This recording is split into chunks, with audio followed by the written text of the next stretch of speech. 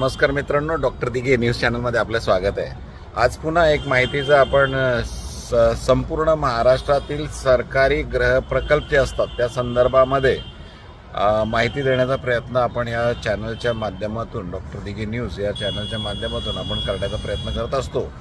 त्याचाच एक भाग म्हणून आज आपण पुणे PMRDA जी लॉटरी डिक्लेअर झालेली आहे आणि त्याचे रजिस्ट्रेशन चालू झालेलं आहे त्या संदर्भामध्ये माहिती आजच्या व्हिडिओमध्ये देण्याचा प्रयत्न करणार आहोत.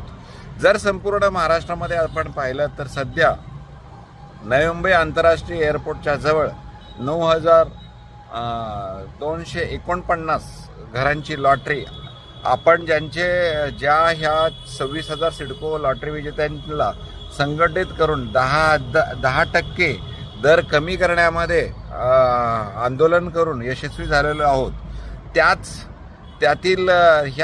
यातीलच 9,249 घरं आहेत त्यांचेसुद्धा 10% दर कमी करून सिडको लॉटरी जाहीर झालेली आहे आणि त्याचंसुद्धा रजिस्ट्रेशन चाललेलं आहे. नवी मुंबई आंतरराष्ट्रीय एअरपोर्टच्या जवळ असलेल्या सर्व स्टेशन्स जेवढे आहेत तिथे अतिशय कमी किमतीमध्ये साधारण 19 लाखापासून आपल्याला 1 BHK फ्लॅट प्राईम लोकेशन इन्व्हेस्टमेंटच्या दृष्टीने उत्तम असं आपल्याला भेटू शकणार आहे. त्याचबरोबर फर्स्ट कम फर्स्ट बेसिसची सिडको 4,500 घरांची लॉटरीसुद्धा 18 लाखापासून 1 BHK तीसुद्धा लॉटरी आत्ता चालू आहे.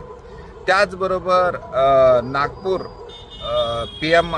म्हाडा लॉटरीसुद्धा आत्ता चालू आहे. त्याबरोबर नाशिक म्हाडा लॉटरी आणि त्याचबरोबर संभाजीनगर येथे छत्रपती संभाजीनगर महानगरपालिका अंतर्गत आलेल्या 12,000 घरांची लॉटरीसुद्धा चालू आहे आणि सर्व लॉटऱ्यांचं, संपूर्ण महाराष्ट्रातील लॉटऱ्यांचं रजिस्ट्रेशन आपण आपल्या पुणे किंवा मुंबई ऑफिस या ठिकाणी करत असतो.